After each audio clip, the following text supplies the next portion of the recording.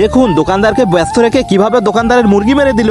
ভাইজান আমার 2 কেজি মুরগি দেন তো। আচ্ছা ভাই ঠিক আছে, আমি মুরগি দিচ্ছি। দোকানদার যখন লোকটির জন্য মুরগি কাটছে ঠিক তখনই লোকটি তার দোকানে ঝুলে থাকা সব মুরগি তার বস্তার মধ্যে ঢুকে ফেলে। আরে ভাইজান আপনি শুধু 2 কেজি মুরগি নেবেন? হ্যাঁ ভাই আজকে আমার 2 কেজি মুরগি হলেই হবে। আরে এই সময় আবার কে কল দিল? হ্যালো বন্ধু বলো কি হয়েছে? কি?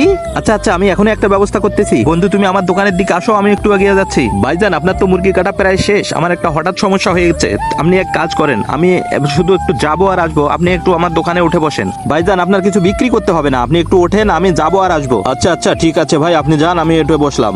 লোকটিকে দোকানে বসিয়ে এসে সাইডে চলে আসে। বন্ধু বলো কি হয়েছে? বন্ধু তোমার দোকানে যে মরা মুরগি বিক্রি করো সেই খবরটা কে যেন দিয়েছে, সরকারের পক্ষ থেকে লোক যাচ্ছে এখনই তোমার দোকানে। ভাইজান অল্প কিছুক্ষণের জন্য আপনি আমার দোকানের মালিক হয়ে থাকেন। আচ্ছা ভাই আপনি টেনশন করিয়েন না, আমি আছি। আসসালামু আলাইকুম স্যার। ওয়ালাইকুম আসসালাম। ভাইজান এখানকার দোকান নিয়ে একটা অভিযোগ আছে, দোকানটা একটু তদন্ত করতে হবে আমাদের। ও আচ্ছা তাই, আচ্ছা আচ্ছা চলে আসেন। তারপর কি হলো সেটা দেখার জন্য এখনই চ্যানেলটিকে সাবস্ক্রাইব করুন।